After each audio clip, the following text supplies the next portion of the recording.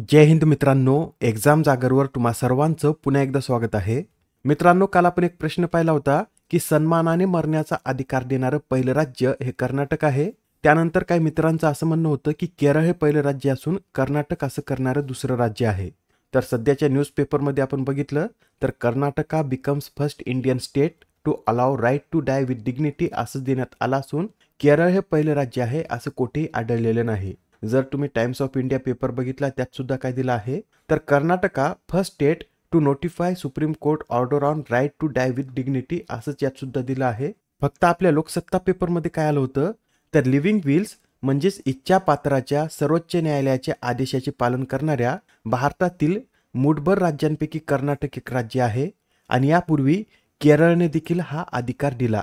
एवढंच यात दिलं असून येथे लिव्हिंग विल्स विषयी बोलला आहे. त्यासाठी सध्याच्या माहितीनुसार आपल्याला हेच लक्षात ठेवावे लागेल की कर्नाटक हे सन्मानाने मरण्याचा अधिकार लागू करणारे भारतातील पहिले राज्य ठरलं आहे. ठीक आहे, तर आपण आजच्या सत्राला सुरुवात करूया. पहिला प्रश्न पहा काय आहे. AI ॲक्शन समिटचं आयोजन कोणत्या शहरात करण्यात येत आहे? या प्रश्नाचं उत्तर आहे पर्याय क्रमांक 4 म्हणजेच AI ॲक्शन समिट ही पॅरिस या शहरामध्ये आयोजित करण्यात आले असून याचं सहअध्यक्षपद भारताचे पंतप्रधान नरेंद्र मोदी भूषवत आहेत. मित्रांनो, ही परिषद 10 आणि 11 फेब्रुवारी दरम्यान पार पडेल व ही या परिषदेची कितवी आवृत्ती आहे तर ही या परिषदेची तिसरी आवृत्ती आहे. याआधी 2023 मध्ये अशी परिषद ब्रिटनमध्ये आयोजित करण्यात आली होती. त्यानंतर 2024 मध्ये याचं आयोजन दक्षिण कोरियामध्ये करण्यात आलं होतं व यंदाची ही तिसरी परिषद फ्रान्स या देशात पार पडत आहे. Next question. अलीकडेच कोणत्या देशाने गल्फ ऑफ मेक्सिकोचे नाव बदलण्याचा निर्णय घेतला? तर आता जी गल्फ ऑफ मेक्सिको आहे याचं नाव बदलण्याचा निर्णय अमेरिका या देशाने जाहीर केला. आता इतर देशाला सपोर्ट करतील असं नाहीच, पण अमेरिकेने तर सध्या आपल्यासाठी गल्फ ऑफ मेक्सिकोचे नाव बदलून गल्फ ऑफ अमेरिका असं केलं आहे. यासच अमेरिकेने 9 फेब्रुवारी हा दिवस गल्फ ऑफ अमेरिका डे म्हणून साजरा करण्याचं देखील घोषित केलं आहे. सध्या अमेरिकेचे राष्ट्राध्यक्ष हे डोनाल्ड ट्रम्प असून त्यांच्या म्हणण्यानुसार या गल्फ ऑफ मेक्सिकोवर अमेरिकेचं बहुतेक नियंत्रण असल्यामुळे याला गल्फ ऑफ अमेरिका असं म्हटलं पाहिजे व त्यांच्या मतानुसार त्यांनी आता याचं नाव बदललं आहे. मॅपमध्ये पहा गल्फ ऑफ मेक्सिको कुठे स्थित आहे तर हा जो प्रदेश आहे हा गल्फ ऑफ मेक्सिको म्हणून ओळखला जातो. याच्या बाजूला मेक्सिको, US आणि क्युबा हे देश सुद्धा तुम्हाला दिसत असेल आणि हा जो मधातील समुद्राचा प्रदेश आहे हा गल्फ ऑफ मेक्सिको म्हणून ओळखला जातो आणि हा आखात पृथ्वीवरील 11वा सर्वात मोठा जलसाठा असून याचं क्षेत्रफळ हे 1.6 दशलक्ष चौरस किलोमीटर इतका आहे व या आखातातील सर्वात खोल बिंदू कोणता तर 6B हा या आखातातील सर्वात खोल बिंदू असून याची खोली ही 14,383 फूट इतकी आहे. बरं, या आखाताला कोणती नदी मिळते तर मिसिसिपी ही नदी या आखातात मिळते. पुढील प्रश्न. हत्तीरोग मुक्त भारताच्या उद्दिष्टपूर्तीसाठी राष्ट्रीय स्तरावरील सार्वजनिक औषध वाटप मोहिमेची सुरुवात कोणी केली?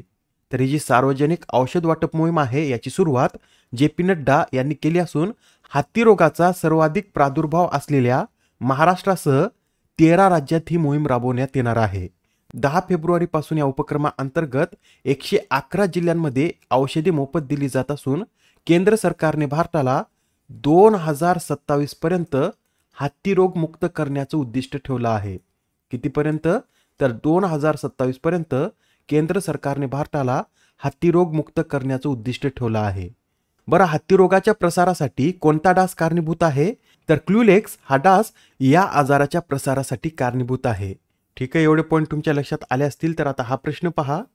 भारत आणि कोणत्या देशाद्वारे सायक्लोन हा लष्करी सराव आयोजित केला जातो? तर हा जो सायक्लोन युद्धाभ्यास आहे हा भारत आणि इजिप्त या 2 देशाद्वारे आयोजित केला जातो व यंदा या युद्धाभ्यासाची तिसरी आवृत्ती 10 फेब्रुवारी पासून राजस्थानमधील महाजन फील्ड येथे सुरू झाली आहे व हा युद्धाभ्यास 14 दिवस चालणार आहे. मित्रांनो, याआधी आपण पाहिलं होतं की एक्वेरिन हा युद्धाभ्यास 2 फेब्रुवारी पासून सुरू झाला असून 15 फेब्रुवारी पर्यंत हा युद्धाभ्यास चालणार आहे व ही या युद्धाभ्यासाची 13वी आवृत्ती असून हा युद्धाभ्यास भारत व मालदीव या 2 देशांदरम्यान आयोजित केला जातो. स्लिनेक्स हा युद्धाभ्यास भारत व Sri Lanka, Harimau Shakti Bharat Malaysia, Agniyoddha Bharat Singapore, CINBAX Bharat Cambodia, AUSTRAHIND Bharat Australia, VINBAX Bharat Vietnam, Vajraprahar Bharat America, Naseem Al Bahr Bharat Oman, KAZIND Bharat Kazakhstan, Al Najah आणि ईस्टर्न ब्रिज भारत ओमान, युद्धाभ्यास भारत अमेरिका, वरुण युद्धाभ्यास भारत आणि फ्रान्स, तर उदार शक्ती हा युद्धाभ्यास भारत व मलेशिया या 2 देशांदरम्यान आयोजित केला जातो. आता हा प्रश्न पहा, यात काय विचारला आहे, तर 2025च्या मुंबई ओपन टेनिस स्पर्धेच्या महिला एकेरीचं विजेतेपद कोणी पटकावले? तर 2025 मधील मुंबई ओपन टेनिस स्पर्धेचं विजेतेपद हे जिल टिचमन यांनी पटकावलं आहे. जिल टिचमन या स्वित्झर्लंडच्या खेळाडू असून त्यांनी अंतिम सामन्यात थायलंडच्या मननचाया यांना हरून ही स्पर्धा जिंकली आहे. याबरोबरच या स्पर्धेतील पुरुष एकेरीचं विजेतेपद फ्रान्सच्या किरेन ज्वॅकेट यांनी पटकावलं असून महिला दुहेरीचं विजेतेपद एलेना प्रिडांकिना आणि आमिना अशंबा यांनी पटकावलं आहे. ही जी मुंबई ओपन स्पर्धा आहे ही भारतात होणारी एकमेव WTO स्पर्धा असून याचं आयोजन 2017 पासून करण्यात येत आहे. ठीक आहे, तर आता हा प्रश्न पहा, शतावरी चांगल्या आरोग्यासाठी हा उपक्रम कोणत्या मंत्रालयाने सुरू केला? तर हा शतावरी चांगल्या आरोग्यासाठी उपक्रम आयुष मंत्रालयाद्वारे सुरू करण्यात आला असून याचा उद्देश काय आहे, तर शतावरीच्या औषधी फायद्यांविषयी जागरूकता वाढवण्याच्या उद्देशाने ही मोहीम सुरू करण्यात आली असून या मोहिमेचं उद्घाटन कोणी केलं, तर आयुष राज्यमंत्री प्रतापराव जाधव यांनी या मोहिमेचं उद्घाटन केलं आहे. ही मोहीम भारताच्या सर्वांगीण विकासासाठी निश्चित केलेल्या पंचप्राण ध्येयाशी सुसंगत आहे. पुढील प्रश्न, यूएसच्या ग्रीन बिल्डिंग सर्टिफिकेशन 2024 रँकिंगमध्ये भारताने कितवे स्थान पटकावले? तर यूएसच्या ग्रीन बिल्डिंग सर्टिफिकेशन 2024 रँकिंगमध्ये भारताने 3रं स्थान पटकावलं असून यामध्ये पहिलं स्थान कोणत्या देशानं पटकावलं? तर यामध्ये पहिल्या क्रमांकावर चीन आहे, दुसऱ्यावर कॅनडा, तिसऱ्यावर भारत, चौथ्यावर दक्षिण आफ्रिका, तर 5व्या क्रमांकावर संयुक्त अरब अमिरात हा देश आहे. मित्रांनो, 2024 मध्ये भारतातील 370 प्रकल्पांना LEED प्रमाणपत्र मिळालेलं आहे.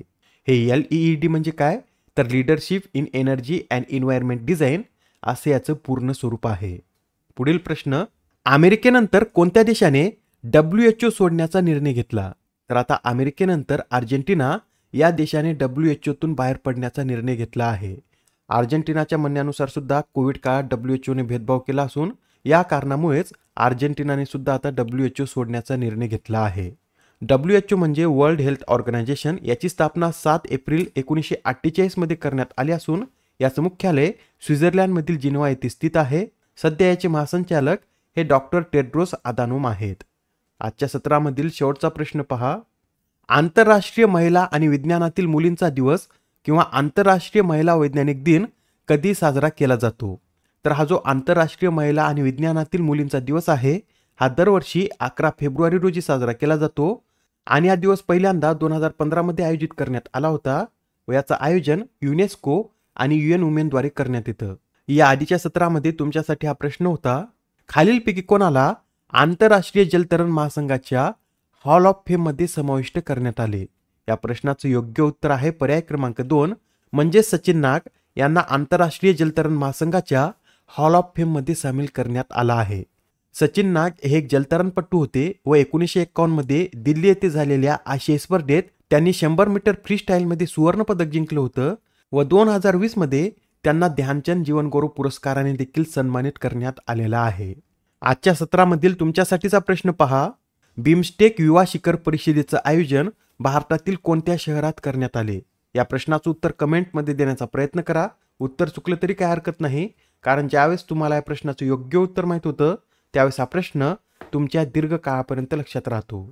तर आता पुढच्या सत्रामध्ये पुन्हा भेटूया. धन्यवाद.